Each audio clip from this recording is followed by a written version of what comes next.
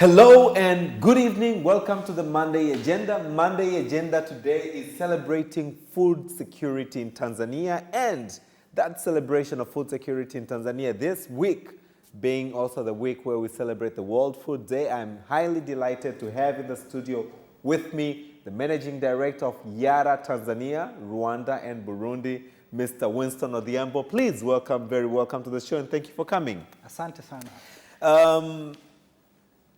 Recently, we had a flag off of Action Africa. Yeah. We're going to talk about Action Africa towards the middle of the program, but my viewer would be very interested to know, they've seen Yara everywhere. You know, Tanzania being an agricultural economy, Yara is an agricultural partner or a very influential player in the market. Yeah. Tell us more about Yara. What is Yara? Global level, then narrow it down to Tanzania. Good.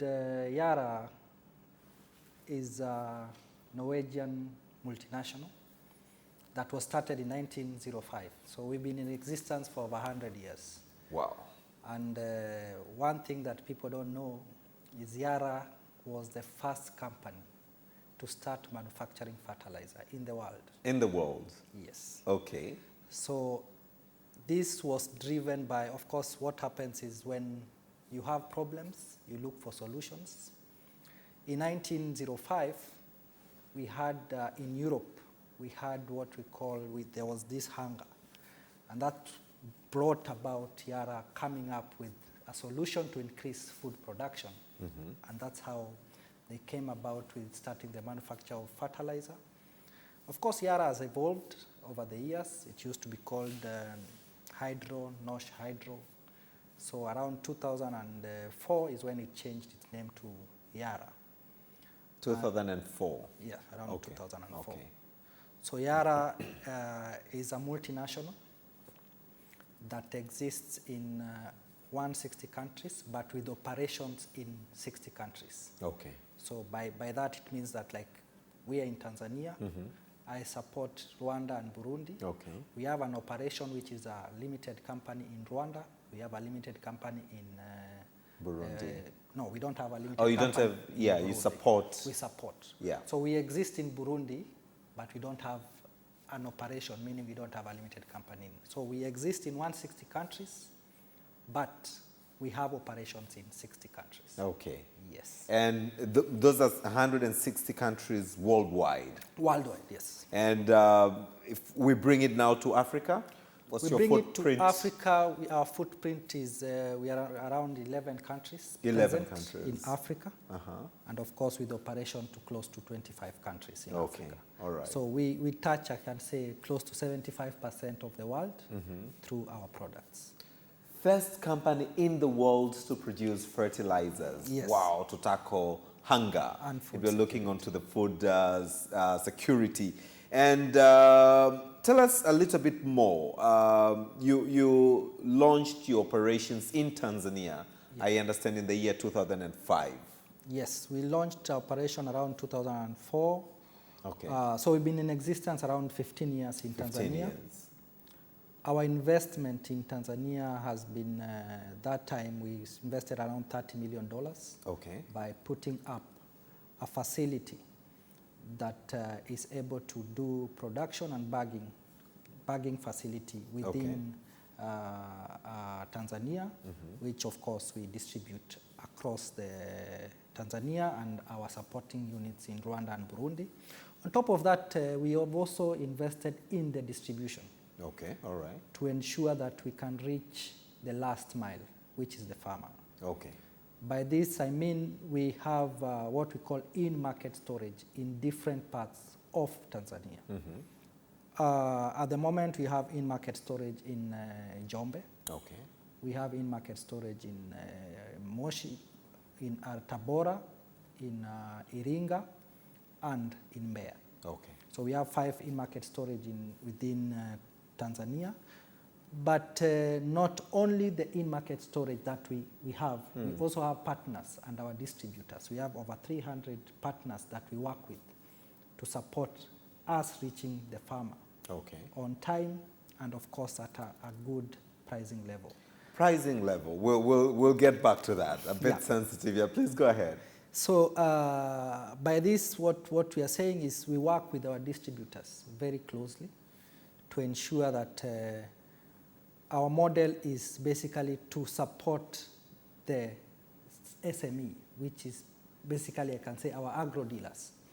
And by this, we have a model where we have key partners that we work with, who of course are pushing our products. And number two, they are ensuring that they can send the information that we want. As per our slogan is knowledge grows. Okay. And that slogan means the more we impact knowledge to the farmer, the more they grow.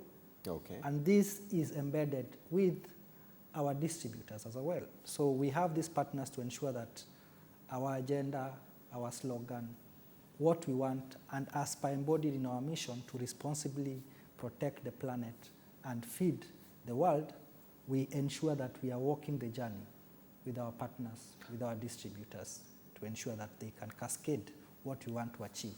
And how are you imparting knowledge, and what type of knowledge? The impacting knowledge is through what we call agronomic activities. Okay. We have agronomists that we have permanently employed within our business. Okay. Who basically are called in Swahili Bwana Shamba. Bwana Shamba. Yes. Okay. So what Bwana Shamba do is they are with the farmers at the farm level. Of course, with also different partners in the government. We have also the government agronomists, and we partner together, ensuring that the farmer can use fertilizer at the right time, in the right quantity, and in the right proportion, and in the right crop. Okay. Because that's very key. For us, we have crop-specific fertilizer, which are the NPKs, which are crop-specific. We have fertilizer for different crops. We have fertilizer for tobacco, which is the support we are giving in the government. We are now in collaboration with the Ministry of Agriculture. We are also getting into the cotton sector to support the cotton, and we have now identified some pockets and where we will be doing demo plots. Okay. And what we believe in is the right usage of fertilizer is very important. It is. You might have a good fertilizer, but if you use it wrongly, then you don't get the results that you want.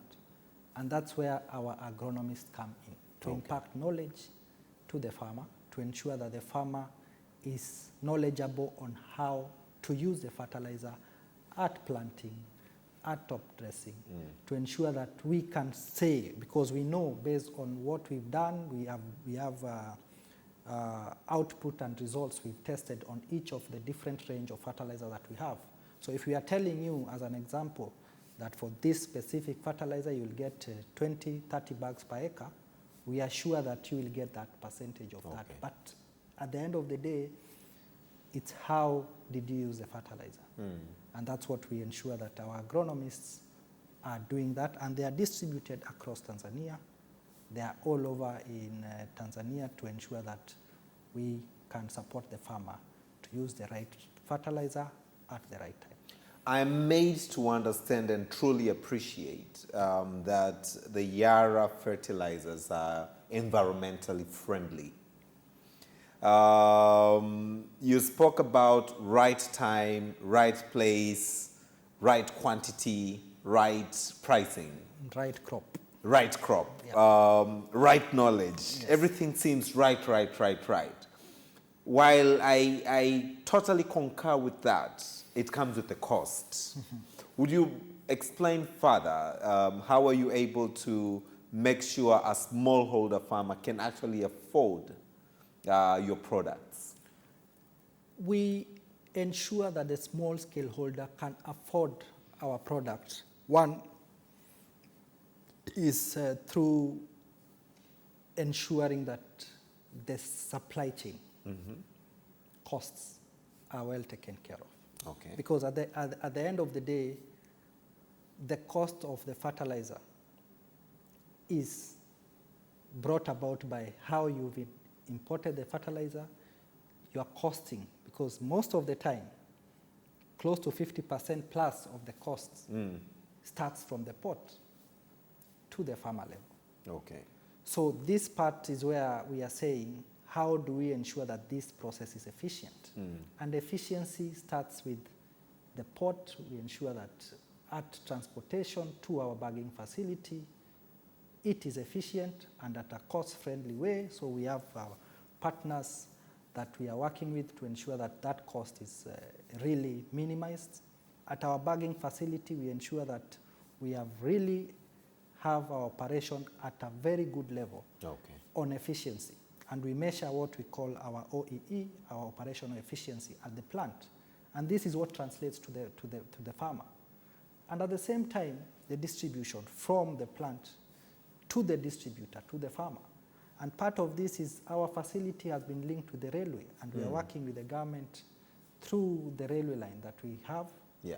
And we ensure that we transport most of our fertilizer to our in-market storage through the railway. And it has cut our transport costs by close to 50%. Wow. So we are translating these savings to the farmer in ensuring that our pricing levels are low. And if you compare our pricing levels now and 4 or 5 years ago, they are really low because we want to ensure that we can increase the uptake of fertilizer. And what a better way by first ensuring that the farmer can afford that fertilizer. I beg to understand, we have more than close to 80% of Tanzanians who are involved or engaged in the farming practices, one way or the other, from grassroots, transportation, storage, markets, etc., etc. Looking on to the smallholder farmers, who are the majority of the farmers we have in Tanzania, what would you say your market share is? Because I'm trying to understand, with your presence, probably the best product, I'm sure you will say that, but the sector is not fully transformed. I believe you'll agree with me. Agriculture sector is not fully transformed. I overheard a couple of days ago that it only contributes about 30% into the GDP. So, and this being the largest or the mother economy player in the country, where do you think we lag? Where do you think we go wrong in terms of, transformation if we have all this support from players like Yara? I think for me, as you put it, agriculture is contributing 30% plus of around 30% of the GDP in Tanzania.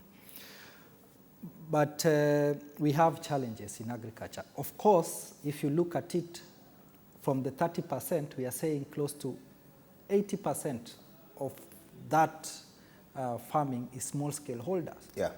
But if you look at the small-scale holder, we are talking of 5 acres and below. Yeah. They have a lot of challenges, and these are part of the things that I'll be speaking into in my next program, in my next item on Action Africa. But if you look at the challenges that are facing the small-scale holder, it needs a lot of transformation to move us to the next level. Because the small-scale holder will not mechanize. By not mechanizing means he cannot afford to mechanize, so the output expected and the efficiency is not there, so the yield is lower. Most of them are not using fertilizer. So if you are not using fertilizer, your yield levels are very low, which means you are just producing for your own consumption. Correct. So we should be able to move this small-scale holder to produce not only for their own consumption, but for incremental sales. They can be able to dispose and increase their livelihood, because this is how the economy thrives, this is how the GDP grows. And number 3, we are looking at from a financing level. We need to look at how can we structure the different, I know the government has done a lot through the different banking institutions that are supporting agriculture. And this is catalyst to ensure that we can move agriculture to the next level. Because how do we support the small-scale holder to move to the large scale? Because you look at this small-scale holder, it's not like they don't have opportunity to do 50 acres plus. They can. But if you look at the chain of what is required to do to get there, we need support in terms of financing. And these are the items that we need to look at to ensure that the catalyst to the growth should be at the small scale holder. And the items needed to grow this small scale holder is what now we need to, as the stakeholders, we have the seed, we have the fertilizer. These are just input. We have the fertilizer, we have seed, the different inputs. We have the pesticide. All these have a role to play in ensuring that we can support the small scale holder to support the agenda in terms of food security going forward. Okay. Yeah. So in terms of my original question, the journey, 15 years of Yara in Tanzania, has it been bumpy? Has it been a walk in the park? It's been bumpy, of course. It's been bumpy, but we can say we've been able to journey on the bumps, and we've been able to the good times as well. And for me and for Yara, we look at it as a positive sign in terms of the fact that we are still here. It means that we still want to impact knowledge. And of course, as per our vision, to ensure that we can continue feeding the planet. And what a better way than continuing the journey and ensuring that we can move farmers to the level where we want them to move, especially in terms of the input and when I narrow down to fertilizer consumption. We had what we call the Abuja Declaration, which we want to move the fertilizer uptake to around 50 kg per acre. From 25. Is that per hectare, yeah. Okay, is that what is happening in Tanzania now? We are at around 25. Okay. So this has been a journey. We've moved from lower than 20. We are now at around 25, 26. And we are hoping that in the next 3 to 5 years, we should be able to move it to the 50s, which most of the African countries like South Africa are at the range of 50. Okay. And when you are at that level, it's automatic that your food production will more than double. Because the lesser you use, the lesser the output and the lesser the production, and which means, of course, when you link the two, you're looking at food security, which, of course, the increased output means that your food security is well taken care of. I celebrate your journey in many ways because you touch the lives of the smallholder farmers. Yeah. And by that, you touch the lives of many Tanzanians because they're the ones who are feeding the rest of us. Yeah. I know you have a mechanism to receive feedback from the users of the fertilizers. What feedback do you receive? Of course, we have different mechanisms. We are in social media. We are in Facebook, we are in Twitter, we are in Instagram, we have a website. So we receive a lot of feedback from our different stakeholders. We are the farmers.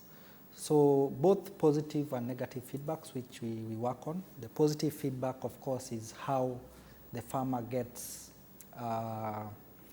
in terms of when they use our products, the output they get, they really have to come back because the output is what they expected and it's more than what they expected.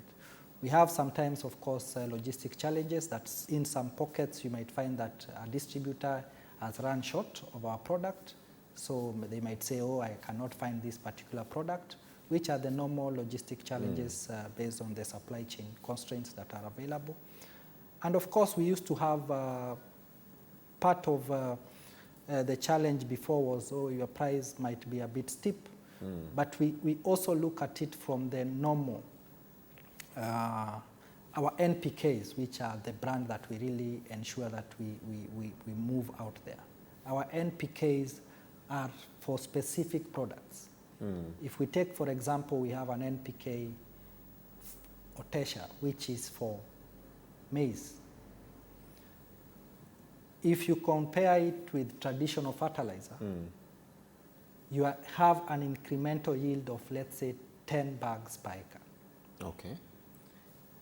If we take as an example, a bag of maize today, give or take 50,000 Tanzania shillings. If you have an incremental yield of 10 bags per acre times 50,000, Yeah. That's $500,000. If you remove your costs, give or take 100,000 to do that incremental, you have an extra income of 400,000. So if you are comparing my bag of fertilizer with a traditional bag of fertilizer, it might be maybe 10,000 TZS more, 5 to 10,000 Tanzania shillings more. Okay. But if you look at it, you have an incremental of 400,000 Tanzania shillings, which we guarantee based on the tests we've done. Okay. So the pricing part to me is not an issue because the yield that you get is far much higher than the traditional fertilizer that we use. So a pricing part for me, as we get feedback, we know we've worked, our pricing is now at a good, very good level, but what we continue educating the farmer and journeying with the farmer is to prove the concept and to show the output and the yield that comes out from the incremental income. And this incremental income is what we need to compare vis-a-vis the incremental in price, which is 5 to 10. So give or take, you have a net margin of 300 plus thousand Tanzania shillings. You've used the word twice or three times, traditional fertilizer. What are these? The traditional fertilizer are the DAP and urea. Those Okay. are the traditional fertilizers Okay. that, of course, have some impact in terms of acidifying the soil. And these are the journey that we keep ensuring that as Yara, we educate the farmer to ensure that as we work with the NPKs, this can uplift the farmer to the level where, and we get so happy and delighted when we go to a farmer and the farmer can show us what Yara has done. And we can prove this concept and we can see the farmer is telling us, you know, from using this, I was able to increase my yield by this much. From this incremental yield, I was able to take my kid to school. I was able to build that house. And this brings so much joy. It does. Apart from increasing food, we are upholding and increasing the livelihood of the common farmer. And that's what we have to ensure that we do and continue to journey with the farmer as we go along. You are watching the Monday Agenda, and the Monday Agenda today, as we celebrate this week of the World Food Day, is celebrating food security in Tanzania. And you would not mention food security without looking onto the partners or the players in the food sector. And with me in the studio today is Mr. Winston Odhiambo, who is the Managing Director for Yara Tanzania, Rwanda, and Burundi. And I'm so highly delighted to be with him because we are looking onto the food security, the aspect that touches many lives, or all our lives here in Tanzania and beyond. Mr. Odhiambo, recently you flagged off a consignment. Yeah. And I'm made to understand that you've given over 16 billion worth of products for free to smallholder farmers. Action Africa. What is this? Okay, excellent. I think for me, I'll start the journey of why the Action Africa. Absolutely. With the global pandemic that happened this year, Yara, together with the Norwegian government and some partners, looked at the impact of the epidemic, which is what has happened, and the estimates of UN shows that due to the epidemic, we will have close to double the food security issues. We'll have double of the people in the world will face hunger. And through this, the government, our company, Yara International in Norway, decided that they will do something to avert hunger in their small way in Africa, especially in supporting Africa, which basically was in the east and southern part of Africa. So what they did is they came up with Action Africa with the slogan, Thriving Farmers, Thriving Future, which was to support 7 African countries with 40,000 metric tons of fertilizer. 7 African countries? Yes. Okay. Which included Kenya, Malawi, Mozambique, Zambia, Uganda, Tanzania and Rwanda. Okay. So me being in charge of Tanzania and Rwanda, we got 15,000 metric tons of the 40,000 tons. And from the 15,000 metric tons, I've flagged off recently, as you saw, 12,500 metric tons, which if you convert to bags, those are 250,000 bags. And the 2,500, of course, I also supported our Rwanda business. Okay. So when I narrowed down to Tanzania, the 12,500 metric tons, we are talking of 250,000 bags. And this is one of our NPKs. It's called NPK cereal, a 23-10-5 formulation, which is basically for maize and rice farmers. Okay. Why did we do Action Africa? We did this to ensure that the small scale, this is targeting the small scale holder farmers, because if you look at the impact that we thought through, the impact will have impacted the small scale holder more than the large scale farmer. Okay. Because most of the large scale farmers will still more like less continue with the normal activities. They'll still be in business. They'll still be in business. Yeah. So we narrowed down to the small scale holder to ensure that we can impact them so that the food security still doesn't become an issue due to the global issues that we are facing, both at the epidemic and the supply chain issues. There are other issues that came about due to the problems that we faced this year. Mm-hmm. So one was to ensure that there is food production and food security through this Action Africa. Okay. Number two was to ensure that this Action Africa was to support the small scale holder and small scale businesses, which is the agro business that we have. And I'll explain how this is supporting our small scale agro dealers and our partners. Number three was also to ensure that we can support the digitalization, because we are moving into a digital world, and we are doing this through the digital chain. And of course, we are looking at it from incremental of incomes for the farmers due to Action Africa. So this came about, and that's how we came about with Action Africa, and that's how we, as Tanzania, have the 12,500 bags. 12,500 metric tons, which is 250,000 bags. 250,000 ton bags of fertilizer. Yeah, yes, of fertilizer. And this, of course, I'm to understand, is reaching out to over 83,000 smallholder farmers in Tanzania. Yes. So how the program works, this specific fertilizer for the maize, you have to use 3 bags per acre at planting and top dressing. Okay. And for the rice, you have to use 2 bags per acre for planting and top dressing. So that's for each farmer, because we are giving to 1 acre on the small scale holder, you will use 3 bags per acre. So if you do 250,000 bags divided by 3, which is the maximum we can give, you are talking of 83,333 farmers. Okay. And so it will range between 83,000 to 100,000, given that the farmers in rice segment will get 2 bags per acre. Okay. So we will touch close to 100,000 farmers directly through this program. And of course, we are looking at it from the fact that we are guaranteeing more than 20 bags per acre from this program on 1 acre. So give or take, we've done the maths, and we believe that this should be able to give minimum of 18,000 metric tons of 100 kg bags at the end of the cycle, which of course, if you look at it, it will feed more than 1 million households. Yes. Mr. Odhiambo, it's interesting. Yeah. And looking onto Tanzania having very many farmers, some are even watching the Monday agenda and they're like, wow, 250,000 bags of fertilizers. How do I miss this opportunity? So what criteria did you use to get the farmers to benefit from this support?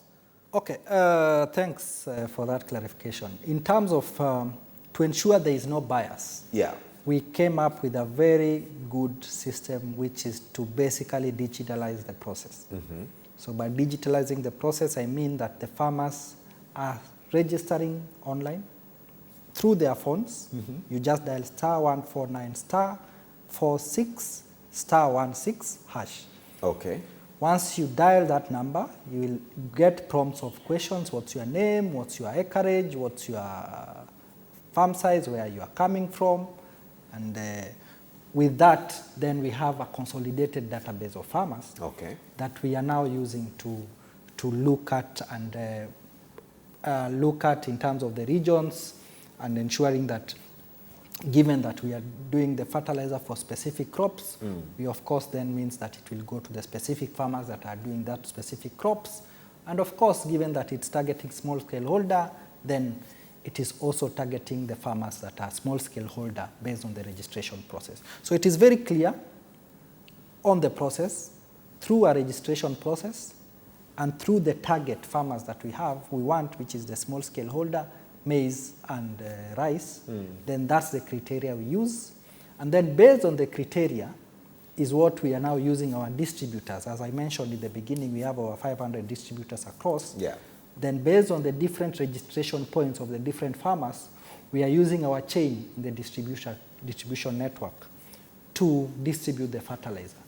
So the farmers that qualify will get SMS through their phone, the one that they've registered, telling them to go collect the fertilizer from distributor X. All they need is to come with the ID. The distributor will also have from their platform, they will see the farmer, then they will tick the farmer from the system, and the farmer will be able to get the fertilizer. Wow. So it's a very open system.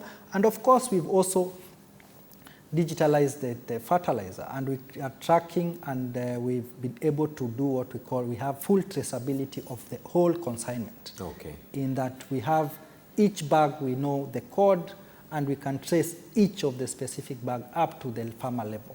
Wow. And we can say for sure, this bag of fertilizer is with a specific farmer, and this has really been able to support us. Otherwise, if we were to do it manually, it would have been really, really cumbersome, and it wouldn't have been as efficient as what we are doing right now. Absolutely. That's a major congratulations. Digital world, here we come. Yeah. We're ready to face you. And the distributors will also make sure that it's actually going to be put to practice. Now, on that, we have increased what we call agronomists and market promoters on the ground, so that they can support in ensuring that the bags have been put to practice. And of course, apart from the agronomic support that we are giving the farmer through the market promoters and the agronomists on the ground, we are also following up with our digital channel, and they are receiving SMS prompts on how to use the fertilizer, when to use, which is what I said earlier. The agronomic impact is what gives you the best output. So that impact we are still following up digitally to ensure that the farmer is doing the right thing and following up what is expected, apart from, of course, our agronomists being on the ground on a daily basis. Congratulations, and truly grateful on behalf of all the farmers in Tanzania who are going to, benefit from this support. So this is a result of a pandemic that struck the world in a couple of days. So it's a one-off, and we do not pray that this happens again. I think many people are asking themselves, will there be a second time or a second opportunity, and benefit from that. Now, Action Africa is in Tanzania, and the flagging off, so that the process is ongoing as we speak. Yes, we've basically been able to do what we call the regional flag-offs. We've done regional flag-off with the Minister of Agriculture, Japhet Asunga, with the Honorable, that was in Songwe. We also did a flag-off with Honorable Bashe in Tabora, and also did some flag-off with the RC for Tabora in Sumbawanga. So we've been able to do regional flag-offs with the different government stakeholders. And I can say this has been really, the government has been really supportive. And last week, we did a major flag-off, which was the catalyst to ensure that we can move this to now to the regional levels properly, with the Prime Minister Honorable Majaliwa at our facility in Dar es Salaam. So this has really come in handy, because the government can see the impact we are doing, because we are giving away 16 billion Tanzania shilling worth of fertilizer for free. And this is not a small thing. It's not. It's not a small thing. Being a private investor, exactly. It's not a small thing. And what we are doing now is not only to say that it's now. We are now following it up, and that's why we have digitalized the chain. We will follow up with the farmers to ensure that the yield we expected is the yield that came. And on top of that, we are looking at it from the incremental yield should be able to support the farmer for the next season. Okay. For the increment, and that's what now our agronomists are journeying with the farmers. Because it's not just drop and leave. We are still journeying with the farmers that have received the donation to ensure that after the output, you can utilize 50% for your household. The 50% that you'll be able to sell, you can spare a few coins, 20% of that, to use for your next season. Absolutely. And this is what we are saying. We are moving the farmer from where he is to a level where we can say we've improved the livelihood of the common farmer. And we are improving the GDP, because this means that the GDP should not be stagnant based on this donation. It shouldn't, yeah. It should be able to rotate this and move us to a level where we are saying we played a big role in ensuring that the farmer is able to support his family and is able to get an incremental income, is able to take the kids to school. And this is what we are saying, that we'll continue following up. And apart from that, we'll continue journeying with them agronomically, because we have them in our database and we can now support them going forward into the next season and 10, 50 years to come. Absolutely. Just before we get towards your future plans in Tanzania, in the beginning you did explain that in 2004, when you started the operations in Tanzania, you had invested about $30 million, and that's a huge investment. Yep. But looking onto the human capital that you've also employed in terms of, a lot of Tanzanians have got employment through Yara, and a lot more are still getting it as laborers or, temporary workers. You want to tell us more about that? Yeah. Your team, your very able team. Yes, in Yara, Tanzania, we have over 65 permanent workers. 65 permanent workers, okay. And we employ casual laborers, over 500 casual laborers during peak season. And of course, we indirectly employ over 1,000 workers, because we have our distributors who are selling our fertilizer at a margin, and they're employing other farmers. And of course, based on the big distributors, they're also doing what we call, they have their own distributors who are doing the chain, who are also employed. So if you look at the whole chain, the impact we are having in terms of the employment is over 5,000 people who are directly or indirectly benefiting from us, if you leave alone the output that will come from the incremental yields and from the usage of our fertilizer. So we are doing a big job in terms of ensuring that the GDP of this economy can grow, and we hope and continue to grow and continue to ensure that this can be a catalyst in the economy in Tanzania. Absolutely. Future plans. What do you have on the drawing board? Of course, as we move into the future, we have now invested in a blending facility, which is now ongoing, and we should be able to commission this month. And with this, we are coming up with a product that will be specifically made in Tanzania. So this, of course, if you look at it, we are saying we are growing the industrialization within Tanzania. Okay. And our future, of course, is now to ensure that we can continue we can also support the industrialization by producing within Tanzania. And of course, as we bring import, but we can also produce, and with time, we can say that we can be at a level where we are producing a lot of fertilizer within Tanzania. And what a better way to improve the livelihood and the economy than doing a manufacturing setup within Tanzania. And that's what we are planning, and that's what we are doing. And of course, to continue impacting the farmer through continued knowledge and continued agronomic support to ensure that the farmer is impacted and the farmer can continue using the right fertilizer at the right time to get the right output at the end of the day. And by that, as we come towards the end of the Monday agenda this week, as we celebrate the World Food Day, and as I celebrate food security in Tanzania with Yara Tanzania, with Mr. Winston Odhiambo, who is the managing director in Tanzania, Rwanda, and Burundi, I would say they're not only walking alongside a smallholder farmer, but with the future plan that they have, they're working hand in hand with the government that is envisaging Tanzania industrialized by 2025, becoming a middle income state. So with that, I really also have to congratulate you and wish you all the very best in all your endeavors. And I look so much forward to this, because by actually locally producing fertilizers in Tanzania will cut a lot of costs, importation costs, and will create more jobs in Tanzania. Probably you have one last word to say before we close the program. Yeah, I think for me, I would say that the economy depends, as you saw, 80% of the population is doing farming. And the economy depends at the farming level. And as Yara, we are playing our part and would urge the stakeholders in the agricultural sector to play their part in order to ensure that we can move the economy to the next level, where we can say that the farmers are holding the economy. So this means that we should be able to move the GDP of the farming and agricultural sector from 30% to close to 50%. And what a better way than holding the hands of the small-scale holder farmers and the farming sector.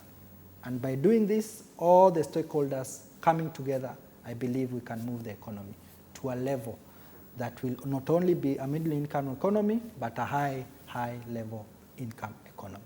With those few remarks, I also have to remind you that the next world billionaires are coming from agriculture. And with the players like Yara Tanzania, you're on the right path. Thank you so much for watching the Monday Agenda. I'm your host, Austin Makani. And to you, Mr. Odhiambo, thank you so much for coming to the Monday Agenda. All the very best. And together, let's end hunger in Tanzania and in Africa and the world at large. Thank you. Until next time, goodbye.